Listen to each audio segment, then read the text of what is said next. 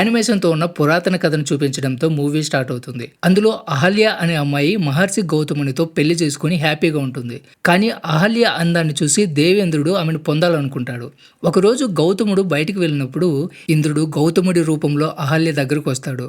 అహల్య గౌతముడు అనుకుని అతనితో శారీరక సంబంధం పెట్టుకుంటుంది. ఇంతలో నిజమైన గౌతమ మహర్షి అక్కడికి వచ్చి తన భార్యను చూస్తాడు. సో వాళ్ళిద్దరిని శపించి అహల్యను రాయిగా మారిపోయేలా శపిస్తాడు. తర్వాత రాముడు ఆమెని ఆ శాపం నుంచి విముక్తి చేసుంటాడు. ఈ స్టోరీ మనకి ఎందుకు చెప్తున్నారో తర్వాత అర్థమైపోతుంది. కట్ చేస్తే శాంతన్ అనే వ్యక్తిని చూపిస్తారు. ఇతనే ఈ మూవీ హీరో. ఎవరో అతన్ని ఫాలో అవుతున్నట్లు టెన్షన్లో ఎక్కడికో వెళ్తూ ఉంటాడు. తిరిగి చూడగానే ఎవరో అతని తల మీద కొట్టి లాక్కెళ్తారు. కట్ చేస్తే కొన్ని నెలల క్రితం శాంతి అనే మహిళ తన ఇంట్లో పూజ చేస్తూ ఉంటుంది. తన రూమ్కి వెళ్ళిన తర్వాత భర్త ఆమెకి దగ్గరయ్యే ప్రయత్నం చేస్తాడు. అప్పుడు శాంతి అంతా అయిపోయింది, స్నానం కూడా చేశా, నీకు ఇంకా ఓపిక ఉందా అంటుంది. అతను ఉంది, నేను సెకండ్ రౌండ్కి కూడా రెడీ అంటాడు. అప్పుడు శాంతి, నేను అడిగేది అది కాదు, నా మొగుడు వచ్చే టైం అయిపోయింది, నువ్వు వెనక నుంచి వెళ్ళిపో అంటుంది. అతను వెంటనే వెనక నుంచి వెళ్ళిపోతాడు. ఇక్కడ అతను ఆమె భర్త కాదు, ఆమె పీరియడ్ అని మనకు అర్థమైపోతుంది.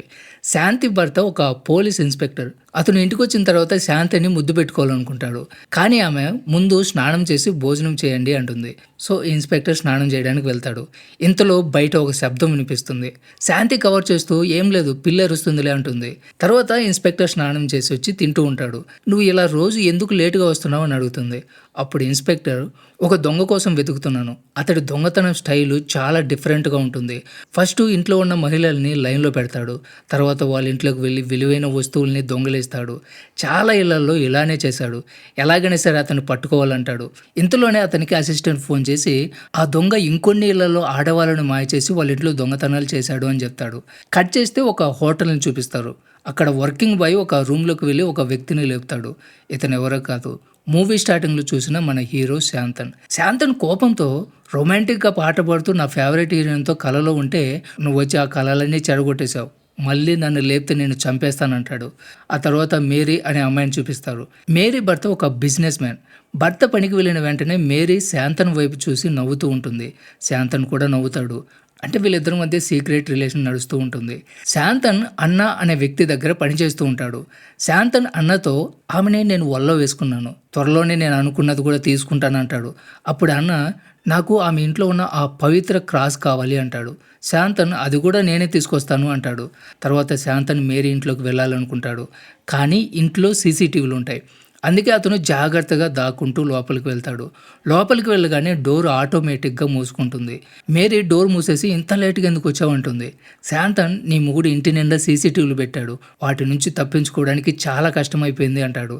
తర్వాత ఇద్దరు కలిసి రొమాన్స్ చేయడం మొదలు పెడతారు. అదే టైంలో కొన్ని వస్తువులు కింద పడిపోతాయి. శాంతన్ ఒక శిల్పాన్ని చూస్తాడు. అది చాలా బ్యూటిఫుల్గా ఉంటుంది. దాన్ని ఫోటో కూడా తీస్తాడు. అప్పుడు మేరీ, ఈ క్రాస్ విలువ 2 కోట్లు అంటుంది. శాంతన్ అది విని షాక్ అయిపోతాడు. అంత విలువైనది బయట ఎందుకు పెట్టారో అంటాడు. అప్పుడు మేరీ, నా భర్త దొంగలు వస్తే ముందు లాకర్ని బ్రేక్ చేసి లోపల ఉండే వస్తువులను తీసుకుంటారు. ఇలా చిన్నగా కనిపించే క్రాస్ని పట్టించుకోరు, అందుకే బయట ఉంచాం. కానీ ఇప్పుడు లోపల పెట్టడమే మేలు అంటుంది. సో క్రాస్ని తీసుకుని లోపల లాకర్లో పెట్టేస్తుంది. శాంతన్ ఇప్పటి వరకు బయటే ఉండింది, ఇప్పుడు లాకర్లో పెట్టేసింది. దాన్ని ఎలా తీసుకోవడం అని మనసులో అనుకుంటాడు. కానీ ముఖంలో ఎలాంటి ఎక్స్ప్రెషన్ కూడా ఉండదు. తర్వాత ఇద్దరు బెడ్రూమ్కి వెళ్ళి టపాటప్ చేసుకుంటారు. తర్వాత మేరీ స్నానం చేయడానికి వెళ్తుంది. దొరికిందే ఛాన్స్ అని చెప్పి శాంతన్ లాకర్ ఓపెన్ చేయడానికి ప్రయత్నిస్తాడు.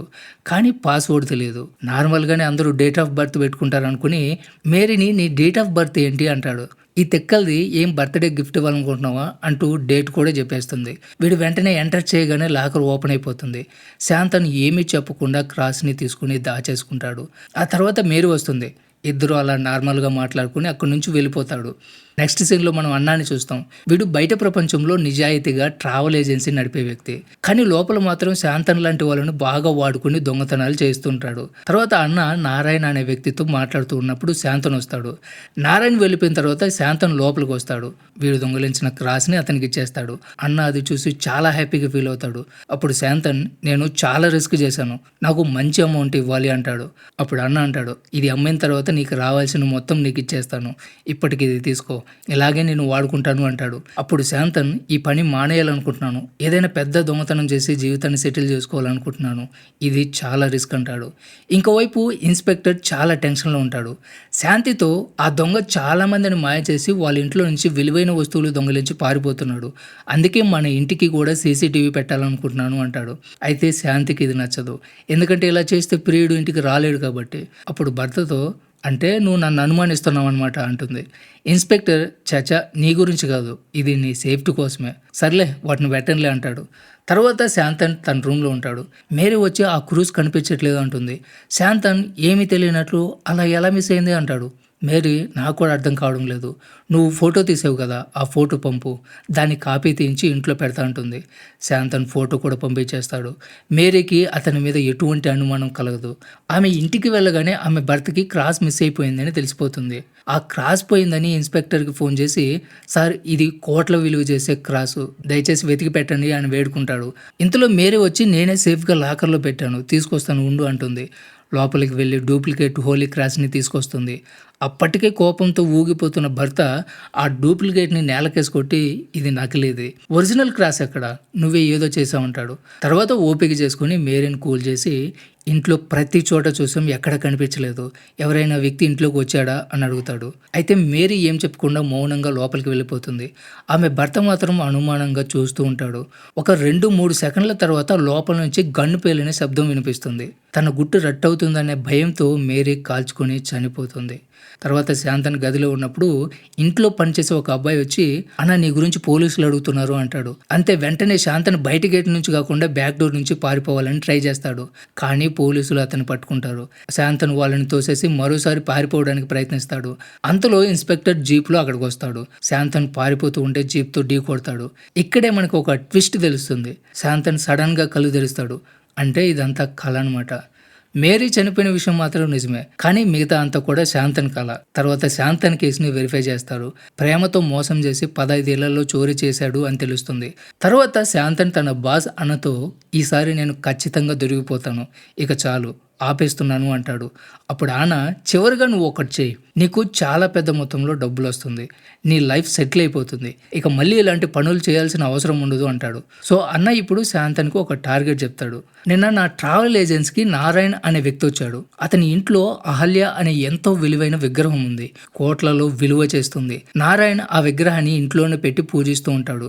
ఎలాగైనా సరే ఆ విగ్రహాన్ని నువ్వు తీసుకురావాలి అంటాడు.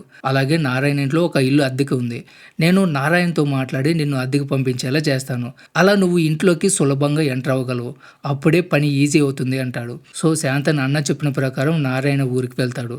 ఊర్లోకి ఎంటర్ అవ్వగానే ఒక టీ షాప్ దగ్గరికి వెళ్ళి, ఇక్కడ నారాయణ ఇల్లు ఎక్కడా అని అడుగుతాడు.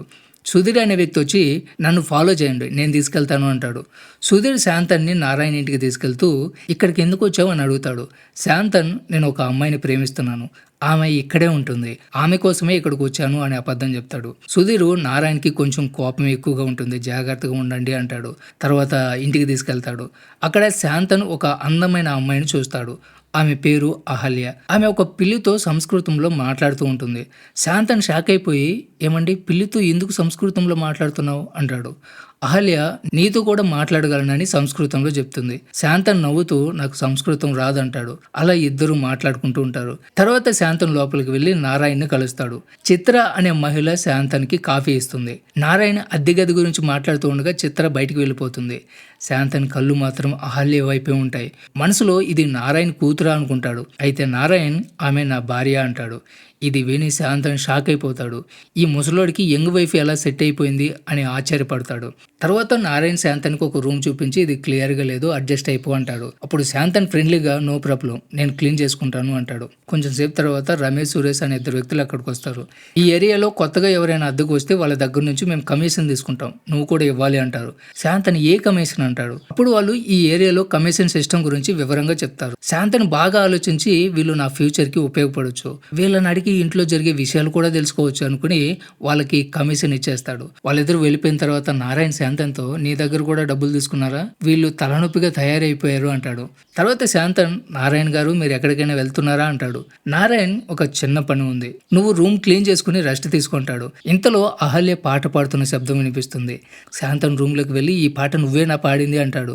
అప్పుడు అహల్య, ఇక్కడ నేనొక్కదాన్నే ఉన్నాను, ఇంకెవరు పాడతారు అంటుంది. అయితే ఇంట్లో చిత్ర కూడా ఉంది, కానీ డబ్బుల కోసం బ్యాంకుకి వెళ్ళిపోయి ఉంటుంది. నారాయణ ఆమెకి డబ్బులు ఇవ్వాలా వద్దా అని ఆలోచిస్తూ ఉంటాడు.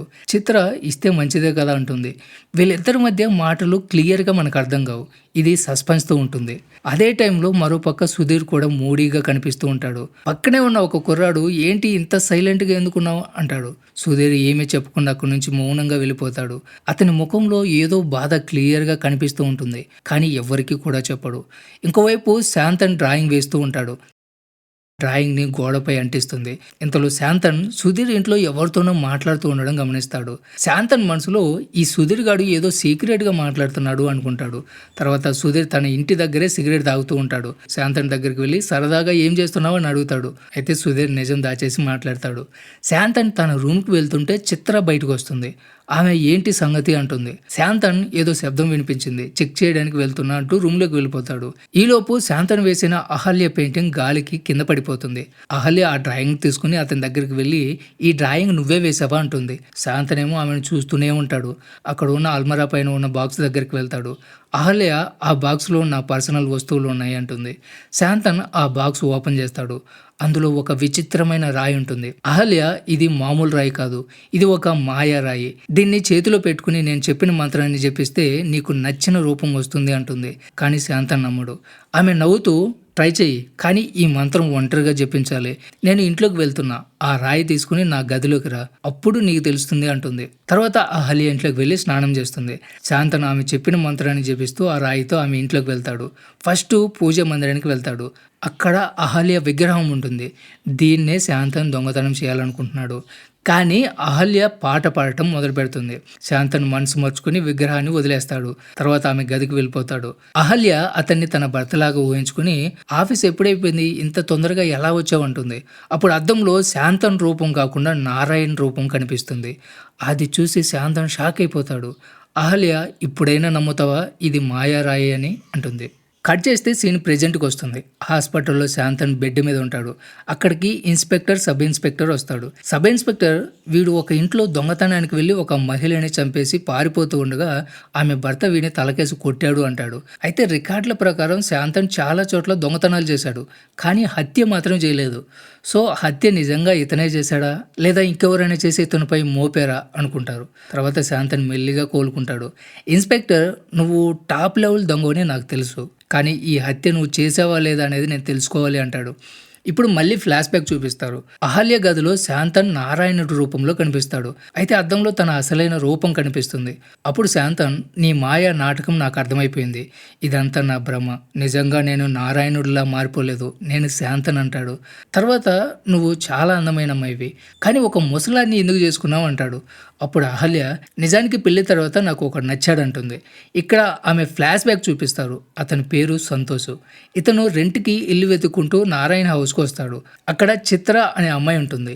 సంతోష్ చిత్రాన్ని నారాయణ భార్య అనుకుని అహల్యని కూతురు అనుకుంటాడు. తర్వాత సుధీర్ అనే తోటమల్లి అక్కడికి వస్తాడు. అతను సంతోష్తో, నువ్వు మ్యూజిక్ డైరెక్టర్ అవ్వాలనుకున్నావు కదా, మా అహల్య చాలా బాగా పాడుతుంది, ఆమెకి ఒక అవకాశం ఇవ్వు అంటాడు. ఒకరోజు సంతోష్ చిత్రాని, నారాయణ గారు ఎక్కడ పనిచేస్తారా అని అడుగుతాడు. చిత్ర, నువ్వు అహల్య భర్త గురించి అడుగుతున్నావా, నేను ఆమె సిస్టర్ని అంటుంది. అప్పుడు ఇక్కడ అహల్య నారాయణ భార్య అని అతనికి తెలిసిపోతుంది. చిన్న వయసులోనే పెళ్లి జరిగిపోవడం వల్ల ఆమె మ్యూజిక్ క్లాస్కి వెళ్ళాలనుకుంటుంది, కానీ నారాయణ ఒప్పుకోడు. రాత్రి అయితే ఆమెని దారుణంగా హింసించేవాడు. అయితే ఇక్కడ అహల్య సంతోష్ని ఇష్టపడుతుంది.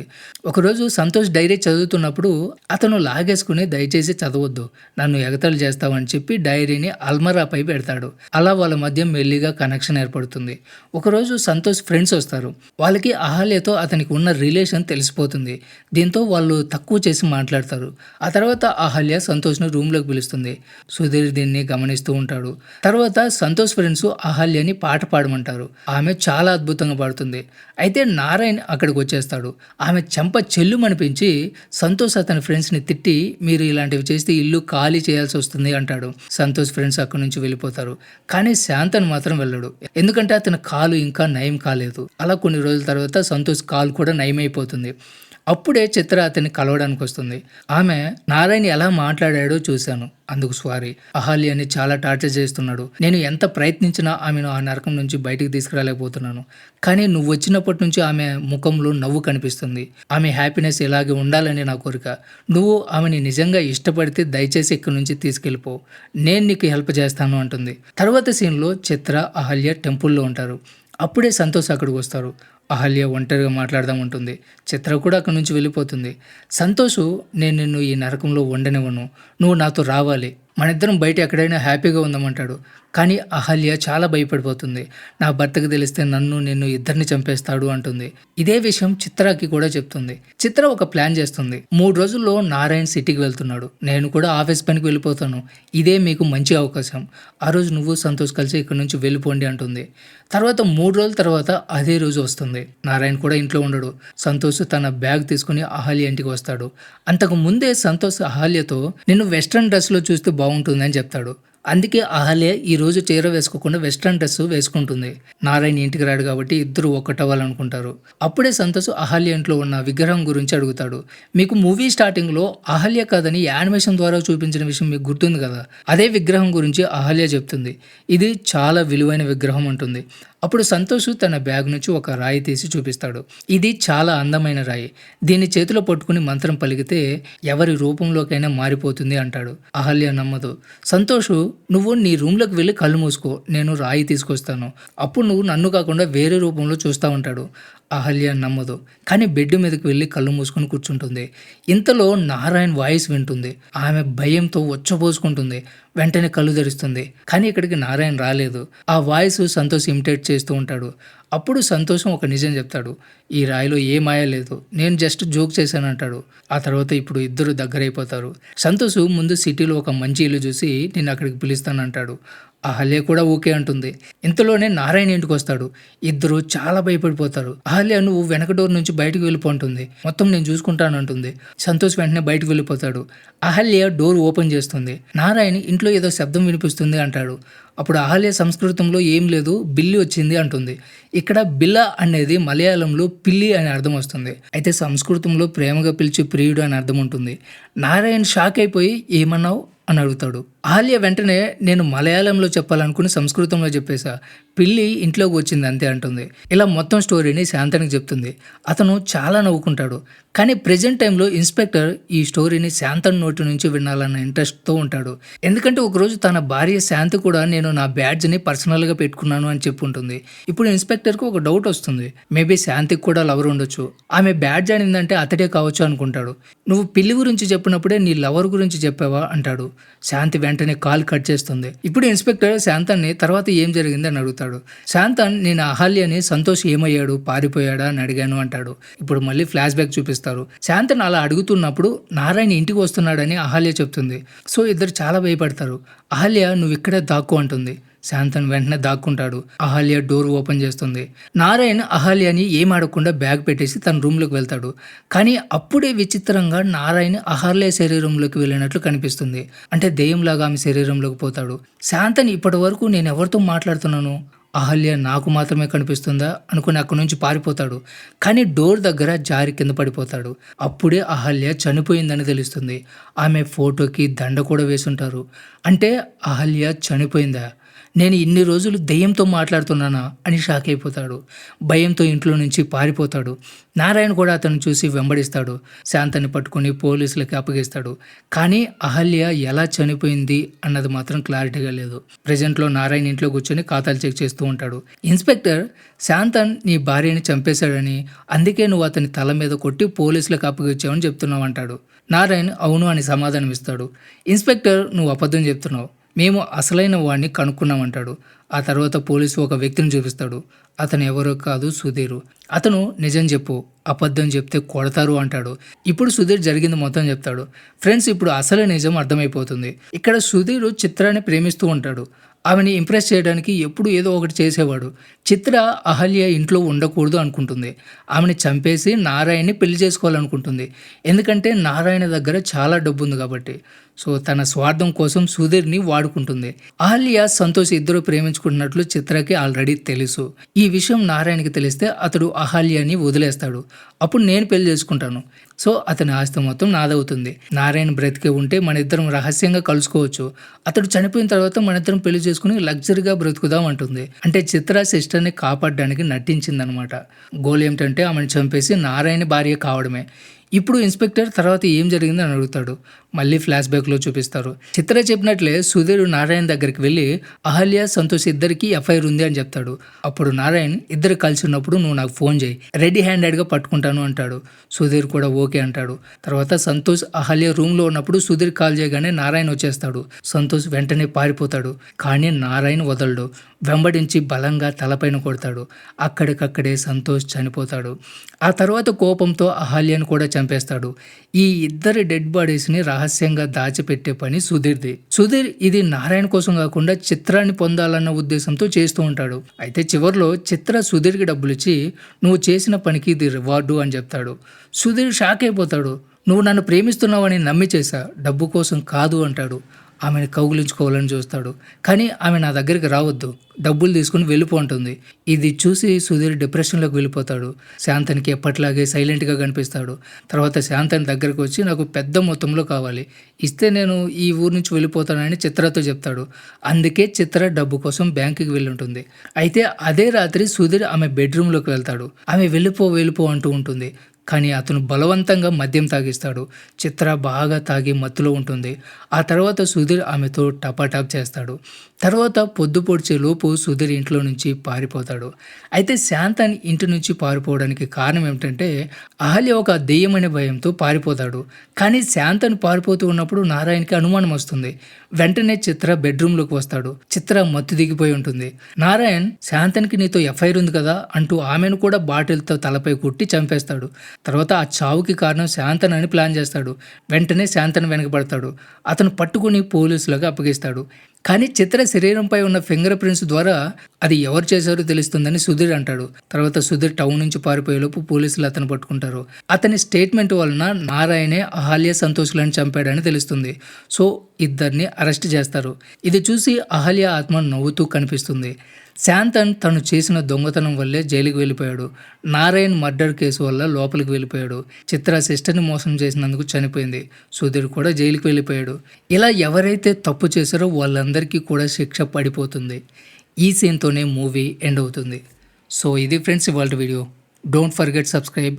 Thanks for watching.